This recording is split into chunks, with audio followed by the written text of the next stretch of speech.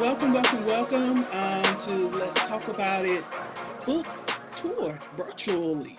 I am your host, T.S. Edwards, author of The Adventures of Hildy and Carlos. We got some amazing authors to share with you all. And just a quick note, one of the authors, John Reddick, he had an accident. So he will not be able to join us. He's home recuperating. So our prayers go out to him for a speedy recovery. But other than that, we still got everybody else. So we're ready to rock and roll, rock and roll, rock and roll. So up first, Miss Selena Buchanan, author of Reading Before 3. Are you ready? Yes, I'm ready. All right. Okay. First up, what inspired you to write this book? Okay, well, first, let me say thank you, Teresa, for giving me the opportunity. What inspired me to write this book? I was a parent that was pulled into the educational system, just being involved with my children and their day to day activities. And I often encountered other parents who seemed to have a little disgruntled in reference to their children's inability to read. And they would tend to blame that particular situation on our current education system. And I would kind of give a counterclaim and point out the fact that we know the plight of our educational system. We know that it has its issue and flaws, and it's been happening for years and it's getting worse. But the best way to educate your child and to teach your child is to read, is for you to take the time and do it. So I would show them, I would tell them different stories about how I would spend time with my children, making sure they were able to read, and they would learn to read before they were 3 years of age. Okay. Do you have your book with you, or do you have a cover? Because I would like to know what inspired you for the cover. The cover, I have it, but I said it somewhere.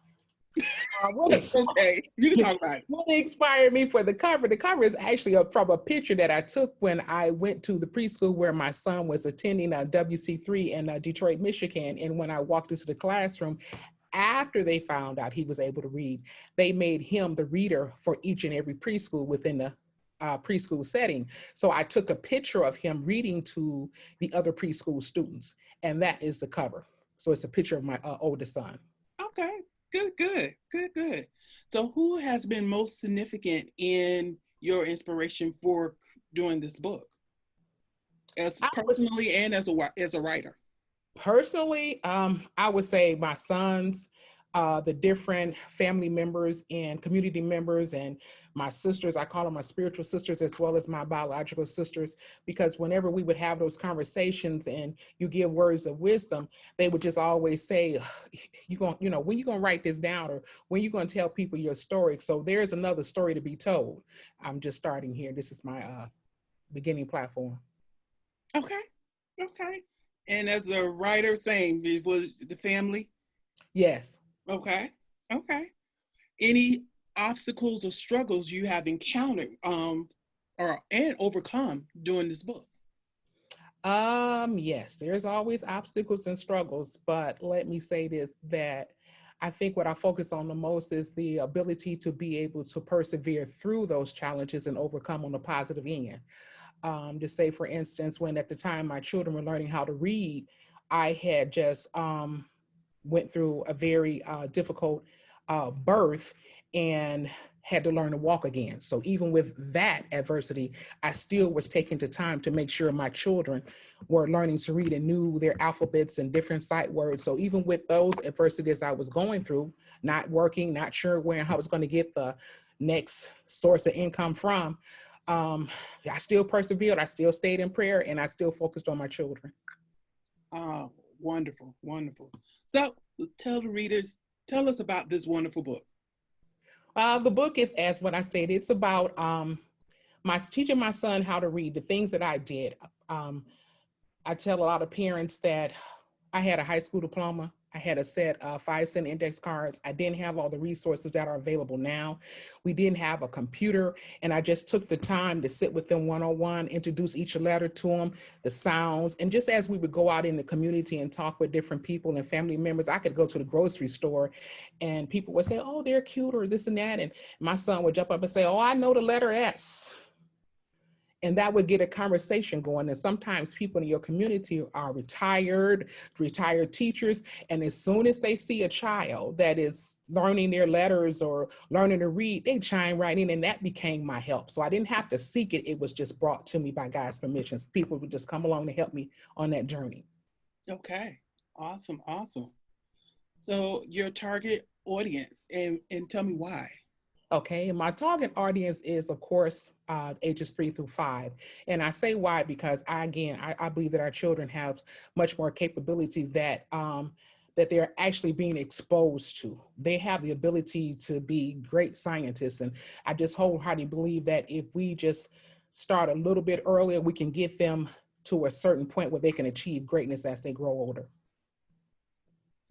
So if you could give one reason to anyone looking at your book, why should they buy your book? Why should they buy it? Okay. Well, for one reason, the book is in itself tells a story and it's based on facts. Actually, things that I can say that's proven. So as you read the book, it talks about places they may be able to refer to. If they lived in this city, then they can say, oh, yes, I know that place. I know that school. And also, I would say that some of the proceeds from the book is actually going to help me establish a reading center. Oh, nice. Nice. Reading center where? Because you Well, are based. I'm based in Atlanta, but however, I've had people reach out to me from a community, the Brothers of Ferry Park, who have a building not too far from where they're located, actually in Detroit, Michigan, who would like for me to put a center there. So we'll be more than one. Nice, nice. So we're looking forward to it. Yes. Okay. Okay. So what do you consider your greatest success in life? My greatest success in life is actually just fighting through the challenges that you are encountering in life, not focusing on what is actually happening now, but actually focusing on the future and what's instilled and how I'm going to, get through certain things. As I stated, I had to learn to walk again. It took me 9 years to learn to walk. I walked with a cane. I was in a wheelchair. It wasn't until I moved to Georgia, and I moved here because the cold weather was so severe on my body in Detroit. I knew if I didn't leave, I would be bound to that wheelchair forever. So once I got here, I can't tell you where that cane is now. And I'm always people say let's go. I walk because it was 9 years I couldn't. So I always talk about overcoming the struggles and not focusing on the woe is me and this is what I'm dealing with. No, I was always that person that persevered and say let's go, let's get through this, let's get to the end so we can celebrate the results. Let's go back to the book a little bit. So okay. This is also you're talking to parents and I guess teaching them and giving them some scenarios of how to get their kids to read before 3? Yes, there are signs that you can pick up on very early on. The fact that they mimic what you do is a sign that they're ready to read. That was the first sign for me because I'd already taught him the ABC song. He already knew his letters. He already could pick that information out. But when I noticed he would mimic the things I do, like if I would take certain items from the bedroom and put it in the living room on the couch, well, I look up one day, that's what he was doing. Mm-hmm. So he's taking it and put it on the couch. I said, well, okay. Well, that means he recognized patterns. So patterns mean that it's time for sight words. Let's get those 2-letter words. Let's get those 3-letter words. Let's start looking at signs. And this is exit, EXIT. So that the kids, it's like I can look right at them and see them and spot them. If they're mimicking what you're doing, they're ready to read. Okay. And you're giving parents advice on, some suggestions, of the techniques you use. Right, versus being upset and disgruntled with the system that I know I can't change. I've spoken to teachers who are struggling, administration who are struggling all over the United States. There's some issues with the educational system. Rather than focus on that, let's focus on what we can do as parents. And that's my suggestion. Okay. So we getting close to your time. Let's talk about some giveaways. What you got? Well, I'm willing to give away an autographed book. If there's anything that I can say to inspire somebody or give someone some suggestions, I'm available. They want 30 minutes call time. Now, how can they redeem that? Okay. Well, I'm willing to give my phone number. I do teach on a university level, so I have students and different adults who call me all the time. I have no problem with that. They can either contact me at 404-914-4088. I'm available on LinkedIn under Selena.Buchanan. They can find my book at Facebook under Reading Before 3. Okay. Mm-hmm. So, is there anything else that you want to tell us about this book and yourself? Well, one more thing, the pre-sale starts the 1st of October. You can find the book on Amazon. Right now we're doing a special, like I say, it's $15, and most of the proceeds I'm trying to use to go toward the reading center. And that's it. All right. So tell us again, how can folks get in contact with you? How can they follow you? All that, your website, tell us everything. They currently can follow me at Selena.Buchanan on through LinkedIn. Again, on Facebook at Reading Before 3. Those are the 2 social media platforms I currently have. My website is still under construction, and the book will be pre-sales will start on the 1st of October. And the phone number is 404-914-4088. And guys, I will send this email out to everybody. Let's see, do we have, so you already answered. It said, when is the book available? The 1st of October, we start in pre-sales. Okay. Mm-hmm. So if you guys have any questions, definitely hit in a chat or a Q&A. But just wanted to highlight some of these amazing authors. And thank you, Miss Selena. And I will send out all their contact information in email, because I got y'all email. Yeah. So thank you so much. Thank you. All right. Up next, Miss Tracy. Hey. Hey. Hey. I stole that from my friend Lador. She's on. She loves to do that. Hey. All right. Okay.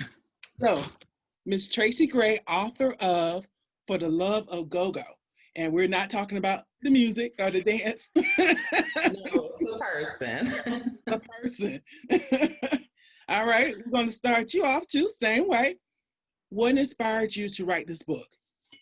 I was inspired to write For the Love of Go-Go because I had a desire to write something that was just light and easy and breezy.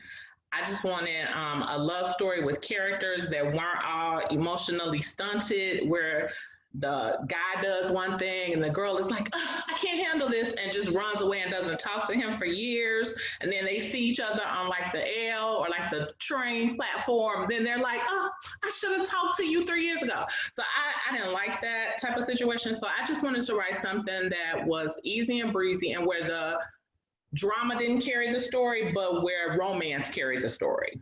Mm-hmm. Now you said L, that's from Chi-Town. That is. That is, I'm sorry. That's a local colloquialism. Yeah, that doggone door closed very quickly. So you have to get on and off. I've been You are familiar. It tickles me when people get stuck. But anyway, let's get back. All right. Where did you get your inspiration for this book cover? Because you got a lady on there. Let's see the cover. Yes. That is my cover. This is actually the daughter of a good friend of mine. Her name's Caprice Cole. She's actually an Instagram model.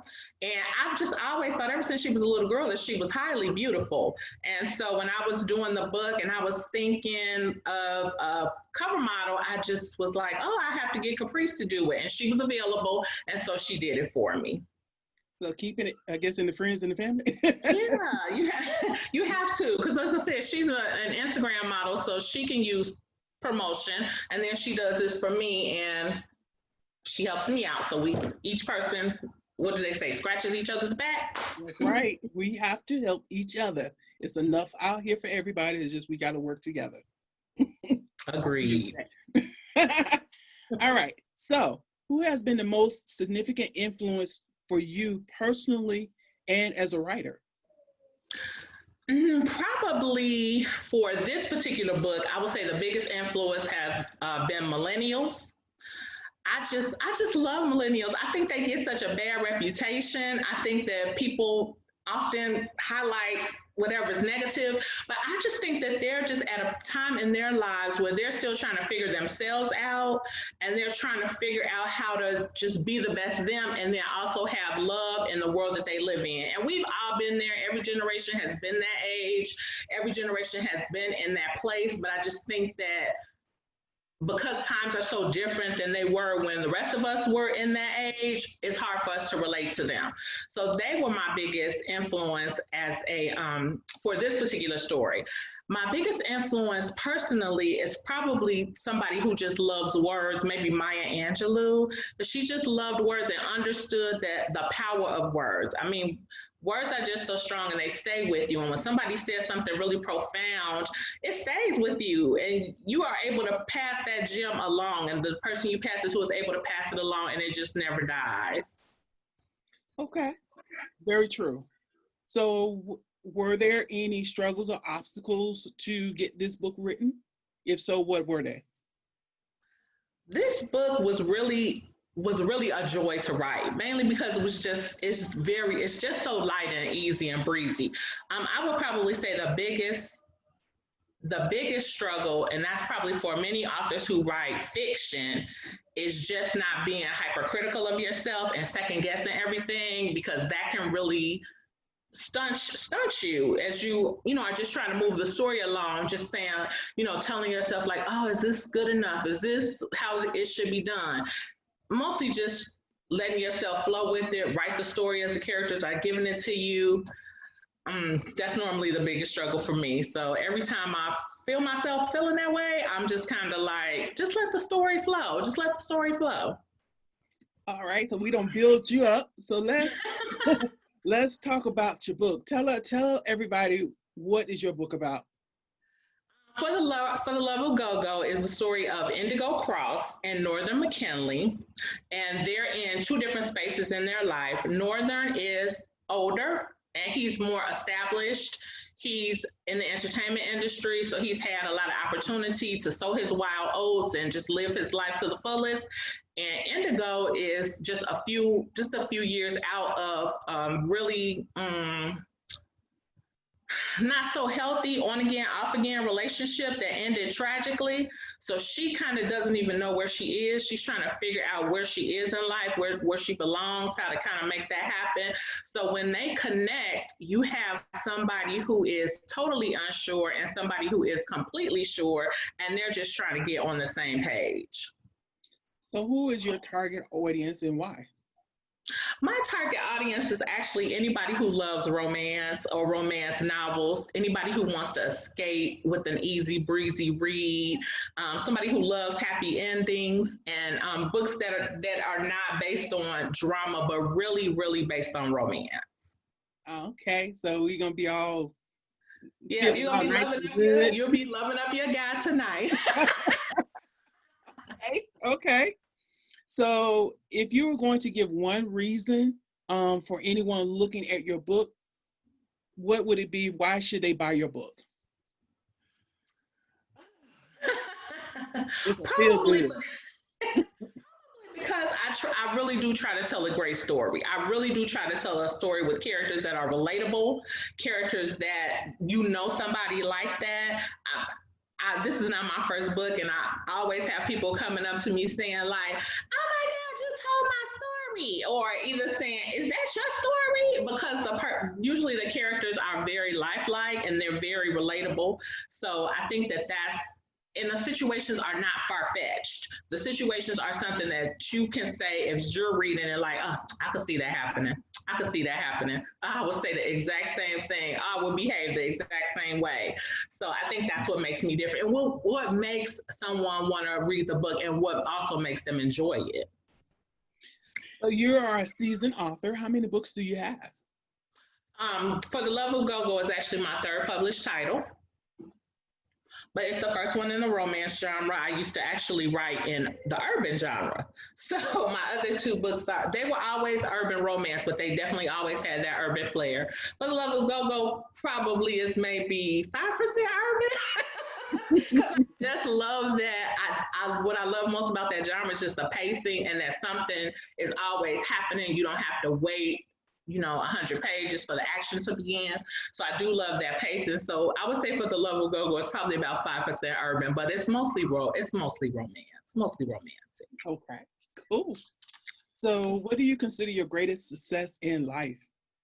That is such a hard question because none of my successes, well, I don't feel that any of my successes in life have just been at my hands. I always feel like there's somebody else who I've stood on their shoulders, or either they were right there beside me.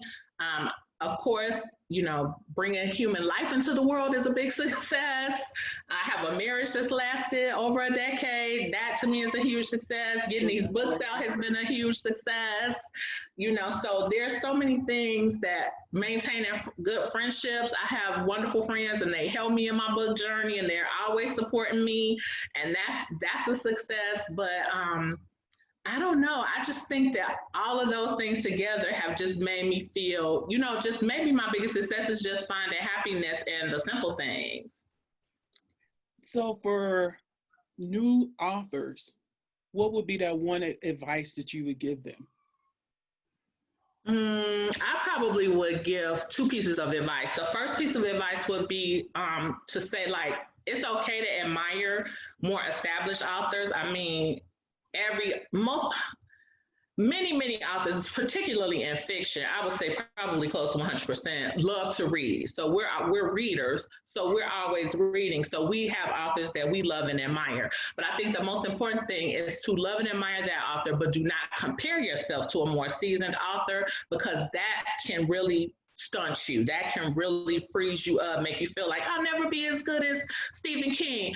You're different than Stephen King. You're not supposed to tell his stories, so just tell your stories. That will probably be my second piece of advice. Don't the story in the way, Terry McMillan would tell it. Just tell it the way you're supposed to tell it. Tell it the way the characters gave it to you. Just tell the story that you have to tell. Okay. Good part. Here comes the great part here. Uh-oh. Giveaway. Ding, ding, ding, ding, ding. What you got? Giveaways. Okay. So since the main character in my book, Indigo Cross, she is actually a YouTube beauty influencer. So what I have for my giveaway is actually a box of beauty. There are different beauty items in here. There's items from Philosophy, Sunday Riley, Burt's Bees, Sol de Janeiro, Fresh, Sigma, who does brushes, and among other things. And to get the box, you just need to be the fifth person to inbox me on my Facebook, and it is author Tracy Gray. The fifth person to inbox me and tell me they want the beauty box gets the beauty box. So you said, let me put that in there. Facebook. You cannot get the beauty box. Okay, I'm just putting it in for everybody else. Facebook. Okay. What was that author? Author Tracy Gray.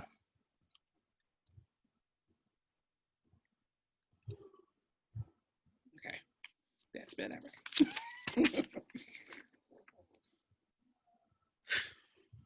All right. So fifth person gets the beauty box. I'll ship to you. Okay. Any final words that you want to share that you haven't shared? Tell us. You know what? Please, if you need to contact me, want to talk to me, please reach me at my Facebook, author Tracy Gray. You can reach me on my website, which is Tracy Gray Presents. Just one word, www.tracygraypresents.com. On my website, also, I need to say this, there is a free short story right now. If you log onto my website, you can just click the link and then we'll send you a free short story. So if you are like, I just want to try you out, try me out on my website with the free story. The British Influence is the name of the free story. And again, that's tracygraypresents.com. You can also email me at tracygraypresents@gmail.com.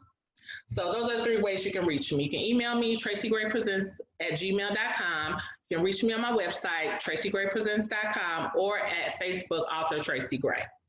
Awesome. Awesome. All right. Well, thank you, Miss Tracy Gray. Thank you so much for having me, Teresa. This has been so much fun. You are great. Thank you. I am enjoying this. You guys are just awesome. Y'all making my day. Up next, Miss Geneya Singleton. Where are you? Hello. There she is. There she is. So, Miss Geneya Singleton, author of Fire Without a Flame. Yes, that is me. Awesome. So let's dive right in. We're going to do the same thing. What inspired you to write this book? So, for all that are watching that know me, for all that are watching that will get to know me, I am very creative and artistic, and I have a very wild imagination. So I used to sit around and share stories with girlfriends and neighbors. I would host dinners, and I would share stories about, dating experiences that I've had.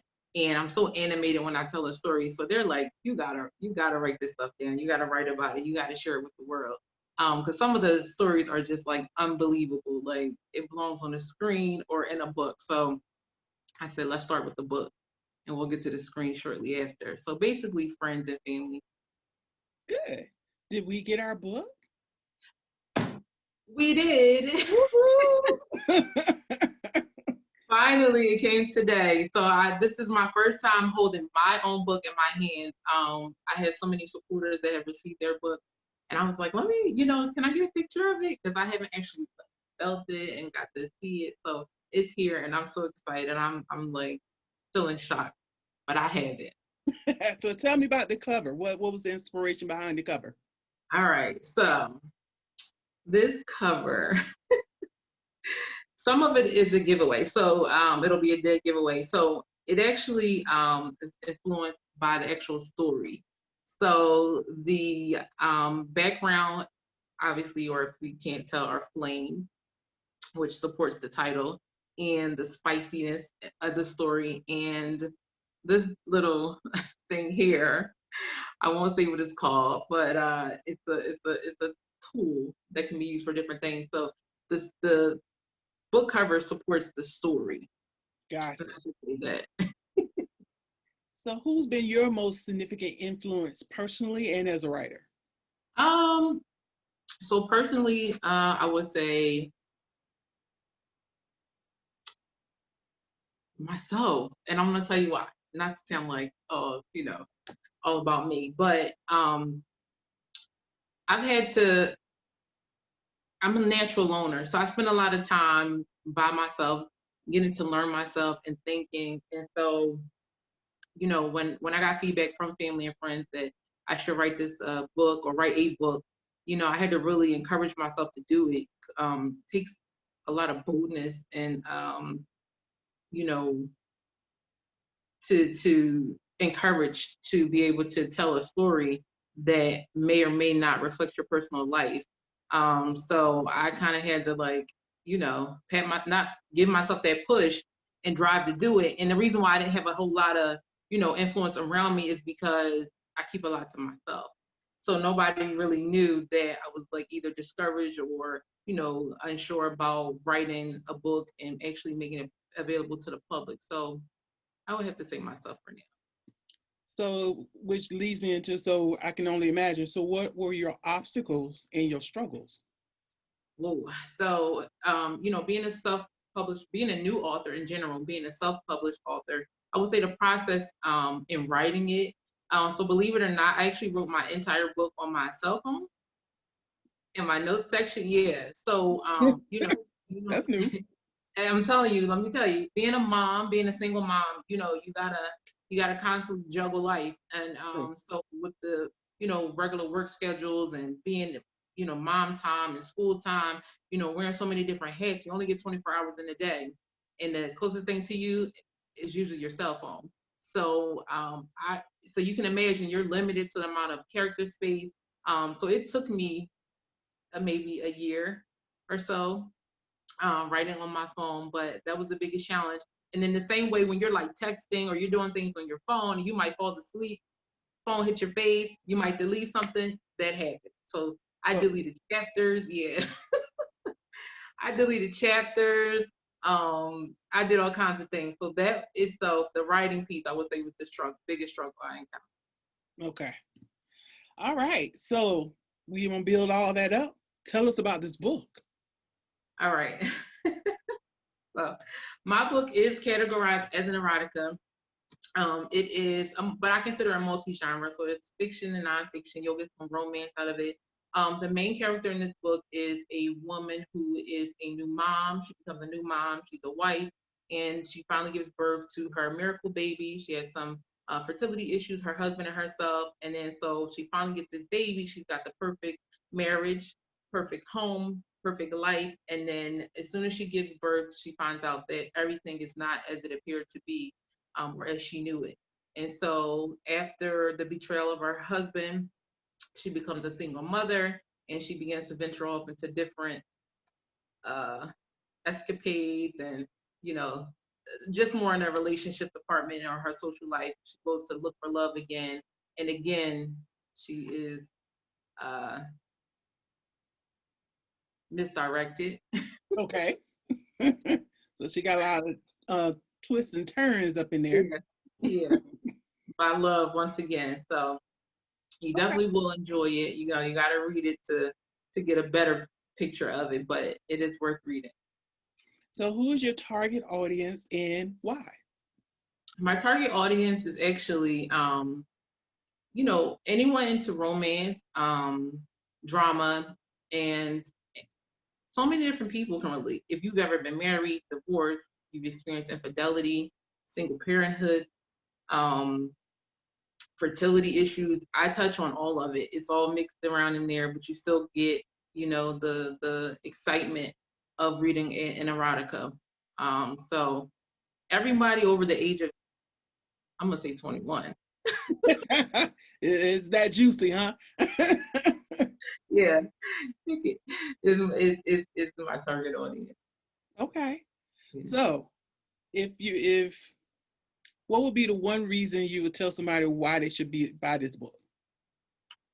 One, so I draw my readers in. I got lost writing the book. I got lost in my book, writing it myself. And it was like my story, so to speak, you know, and so I draw you in.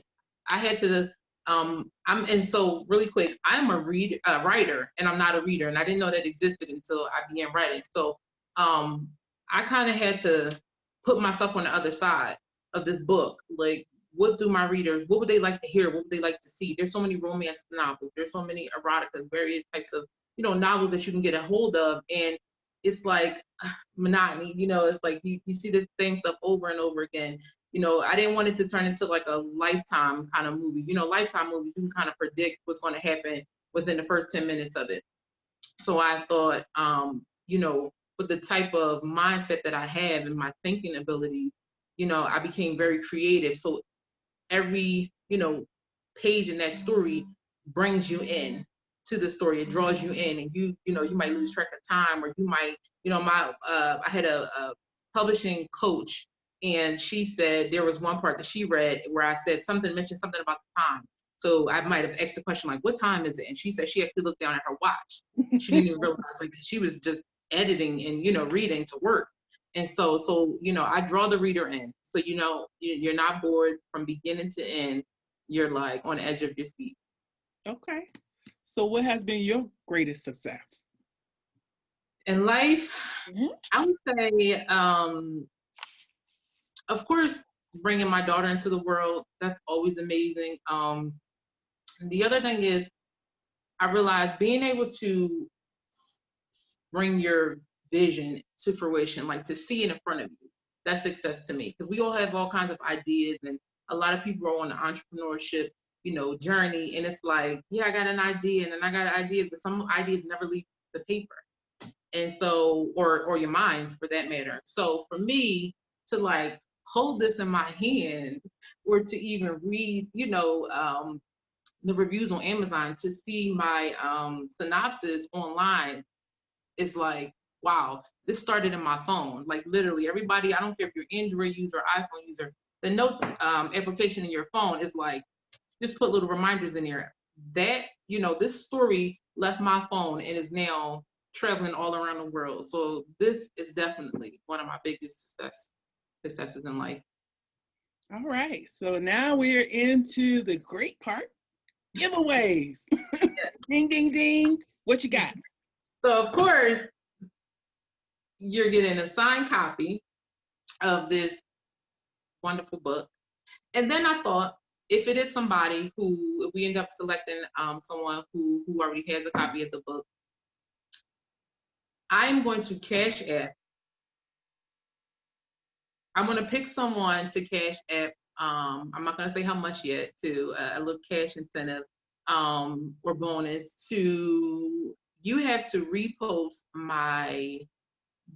either anything about me, either the book cover, the website, my contact information, post it on your page, tag me in it, leave it up for 24 hours. And all right, let me see, how can I pick from that? The first person, well, I guess we gotta rely on notifications.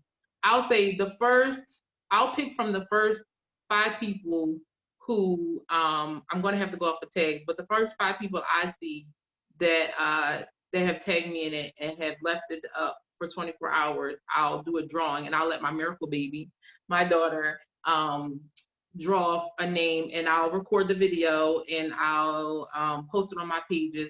That's on my social media platforms, and we'll pick a winner from there.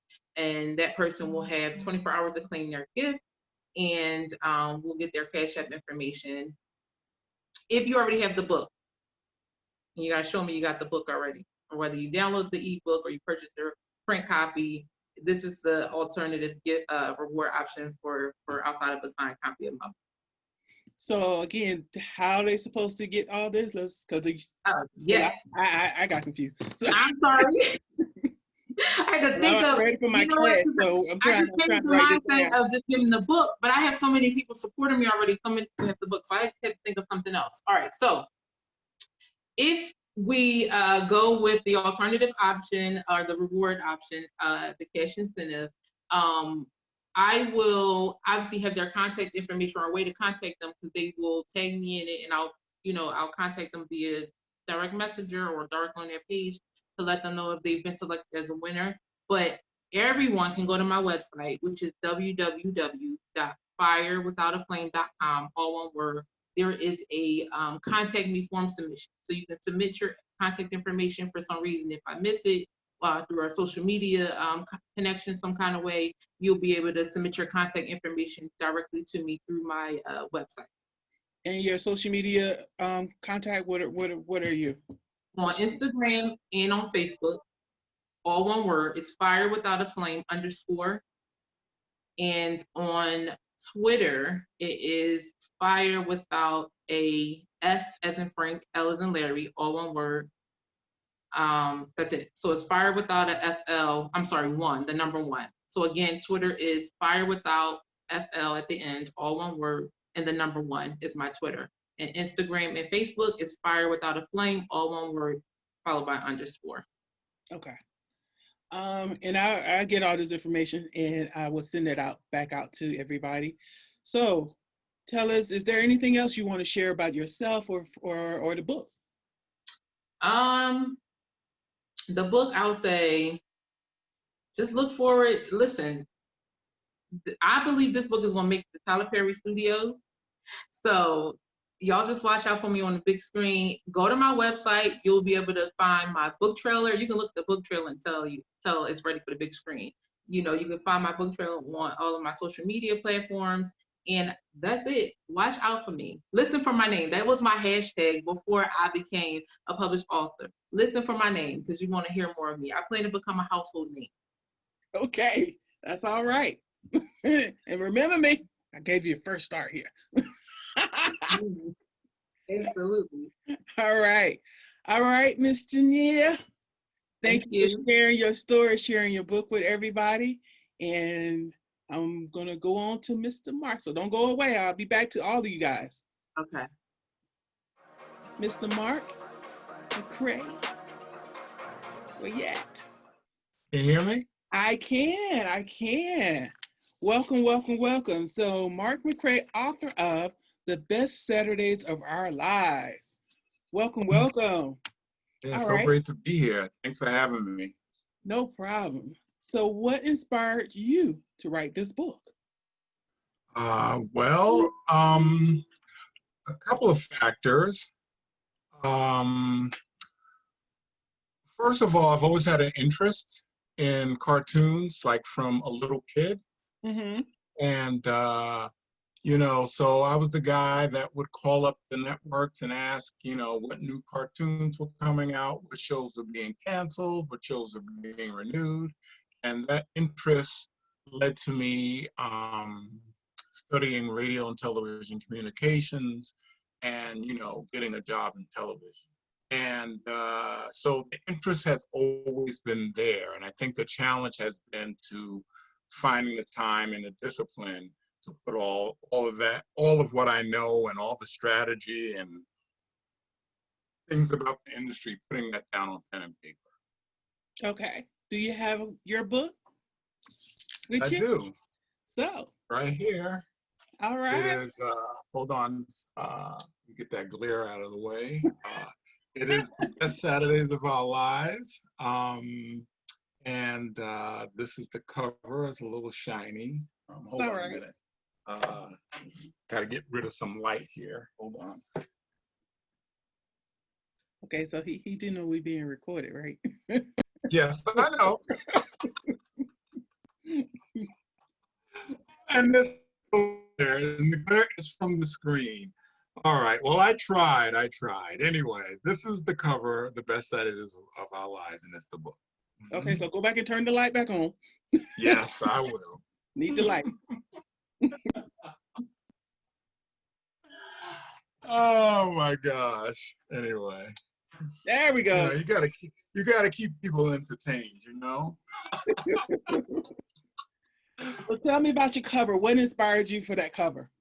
Okay, so I wanted something that was sort of retro, that would capture what I experienced growing up watching television.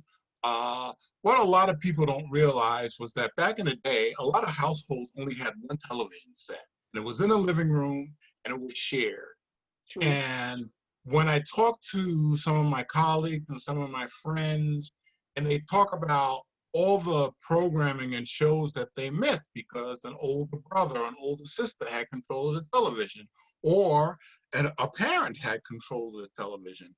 And thankfully, in my house, I had two older brothers that worked on the weekends, and I had then I had another brother that didn't care about watching cartoons on Saturday, so I had complete control of the television set, and I wanted to sort of capture, what that was all about. Just waking up early in the morning and getting my cereal and watching Saturday morning cartoons and live action. Okay, so who is your biggest influence personally and as a writer as it relates to your book? There's a couple of influences. So, there were like a group of studios, which I refer to in my book as the Big Five studios, and they were like the most consistent, in terms of cranking out new content for kids every season on television. But one in particular was a company called Filmation Associates, which was later known as Filmation Productions. And they introduced the first African American cartoon characters to Saturday morning. And the guy that ran that studio, his name was Lou Scheimer, and I met him early in my TV career, and he became a mentor and a friend.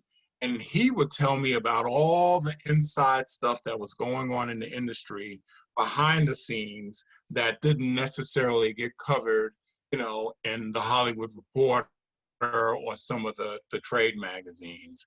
And after a while, I would talk to him, I would talk to other people. There's another writing team that worked for Hanna-Barbera Productions, Joe Ruby and Ken Spears. Joe Ruby just passed away recently, but Ken Spears, I started a correspondence with him. He was one of the co-creators of Scooby-Doo. And he would also just, tell me things that were happening in the industry that that that weren't necessarily known.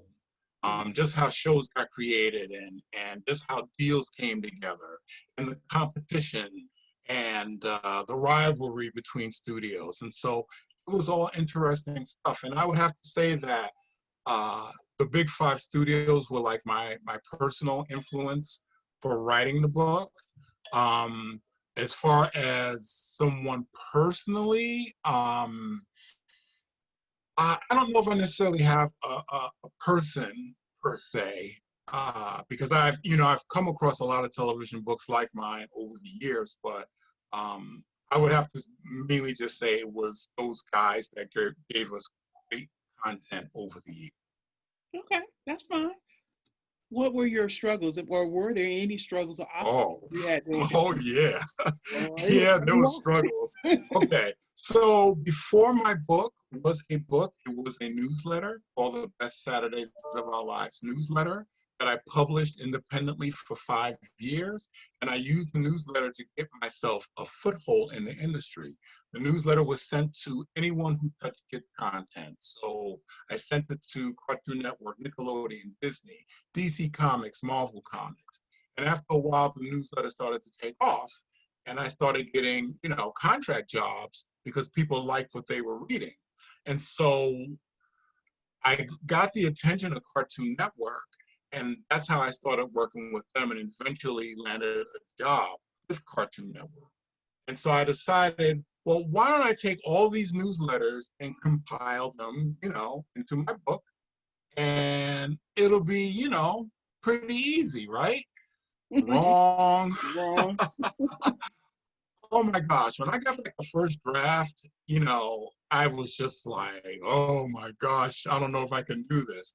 But, the editor gave me really good constructive criticism, because I had never put a book together before.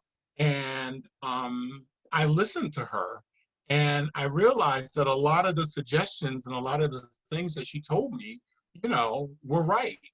And, I was able to get to work. The other issue I had was I realized that in order to write, I needed absolute quiet, no distractions. And so sometimes, I had to make deals with my family. Like everyone has to get out of the house. This is my writing time. I finally understood why you might have someone like Tennessee Williams that he goes off into a cabin for a month at a time to write a book because, as a writer, you needed that time, and I didn't know that. And so once I was able to figure out what I needed to do, and also lots of prayer, because I was praying all the time to get through this process, I was able to, have a breakthrough. Okay, so tell us about your book. Tell us, not everything, because we only got so much time. But yeah. So the book is about how Saturday morning became a competitive business and the proving ground for the 24-hour Kids Network.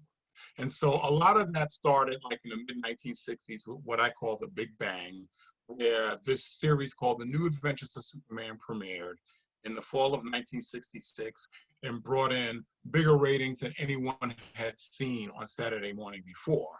And that signaled all the television executives, as well as the sponsors, that, hey, we can actually start making money off of Saturday morning television like we do in prime time. And so I follow all the trends from the superhero shows to the musical shows of the 70s, to the toy shows of the 1980s, to the Fox shows of the 1990s, which included the X-Men and Power Rangers. And there's interviews with people who worked in the industry at the time. There's schedules of different networks. There's we talk about programming strategy, and it's also an education on how that industry actually worked. For example, like if a show got renewed for a second season on Saturday morning, it didn't necessarily get a whole set of new episodes. They might get 3 new episodes or 4 new episodes because there just wasn't a big enough budget to like order 13 new episodes. So, it's like things like that. But just how that industry worked, and if that industry had not been successful, there wouldn't be a 24-hour kids network right now. So it just talks about the origins of how all of that started. And Okay, so you sum all that up. What would be that one thing that will why the reader should buy your book? okay, well, I think this book is for everybody because it covers 3 decades. And the way that we consume media right now is so different. I was at a convention one time and someone asked me if I missed the old days. And I'm like, no, I don't miss the old days. I like the fact that, I can watch all screens all the time. That if I miss something at 7 o'clock, I can see it later at 11 o'clock. And, but back in the day, if you missed something, you missed it. And that was it. And so the strategy for how networks operated to try to bring you, the viewer, in was just totally different. And it's a total different mindset.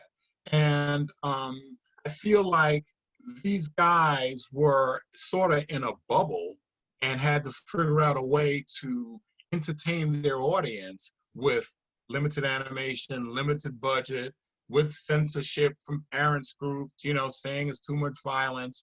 And so it's like a time capsule of a bygone era, but it's also interesting, and it kind of shows how we got to where we are today. Okay, so what would be your greatest success? Oh my gosh. I've been thinking about this all night. And so I think one of the greatest successes was, I got into television industry really early, didn't like what I was doing, and quit and realized my mistake early on, and, worked really hard to get back in. And I used the newsletter to get back into the industry. And when I tell people my story, especially like at work or Cartoon Network or Adult Swim, they one of the executives says the way that you worked your way into the industry was pretty brilliant, and I feel like I was blessed and lucky because people opened up their own mail back in the day. So just maneuvering my way in the industry and being able to stay in the television industry, I think has been a challenge. Lots of challenges, and that's for another book and another time. All right. And also, being a single dad,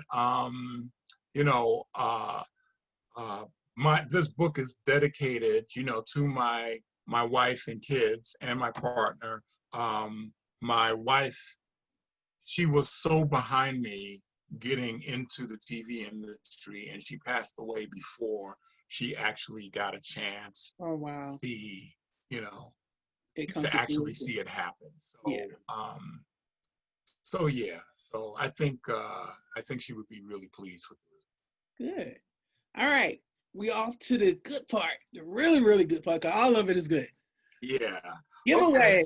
Ding, ding, ding, ding. Giveaways. So I'm going to give away a signed copy of my book. I'm not going to show it to the screen because it's shiny set. It'll be a signed copy.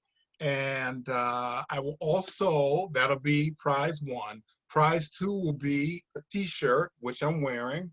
It's the Best Saturdays of Our Lives t-shirt, and it has my name on it. We have all sizes, and it also comes in royal blue. So that'll be the second giveaway. The third giveaway will be this, which is also shiny, glossy. Anyway, this is a drawing of me done in the Archie comic style by an artist by the name of Dan Parent. If you Google Dan Parent, he's out there. He works for Archie Comics and he's a freelancer. He did an archified version of myself, and I will sign a copy of this book. There's only about 3 or 4 of these books available, so it's very rare. And it's just a pad, a book with, you can write notes or doodles in it, but I'll sign a copy of it and I will give that away as well. And so the first 3 people that can go to my website, which is tbsool.com, which is the initials of my book, The Best Saturdays of Our Lives, and leave me a message. The first 3 folks that sign in, the first person will get a book, second person will get the t-shirt, the third person will get the notepad.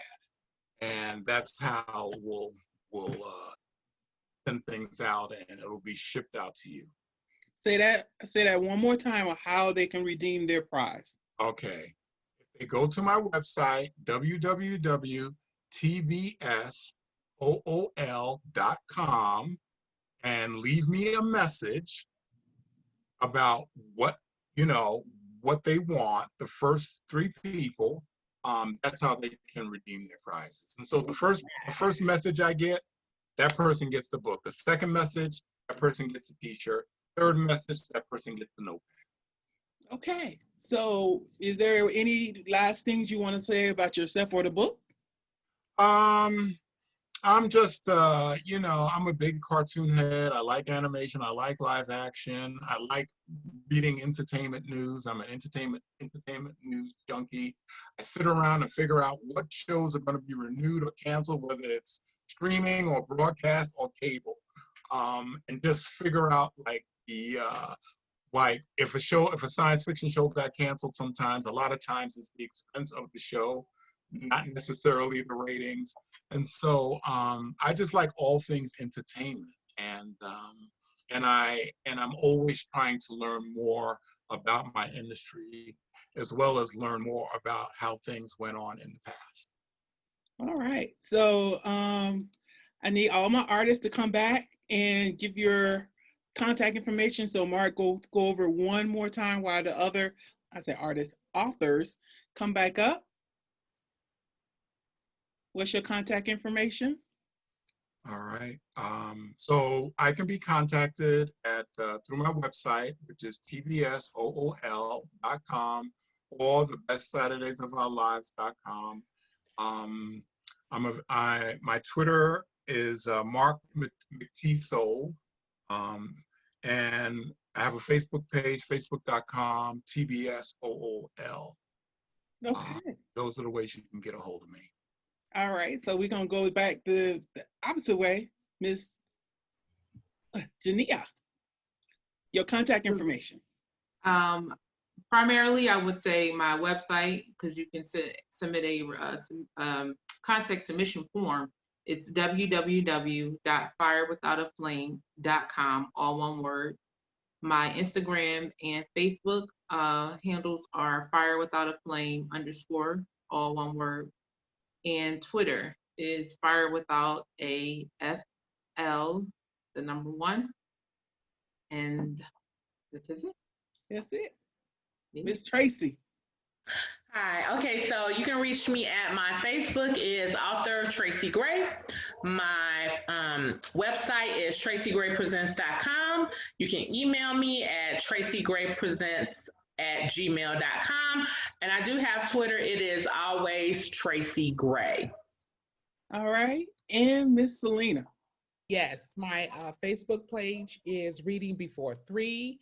My LinkedIn page is Selena.Buchanan. Feel free to call me to discuss reading, 404-914-4088. And guys, I will also send out this information in email. This was amazing. I told you we had some amazing authors. So I do appreciate you guys' time, and for my attendees that's still hanging in there, appreciate you. I am your host, T.S. Edwards. Keep abreast of any more, events. Go to my website at www.tsedwardsauthor.com. So I want to say good night to everybody. Please stay safe. Salute. Good night. Good night. Thank you, everybody. Thanks again, Teresa.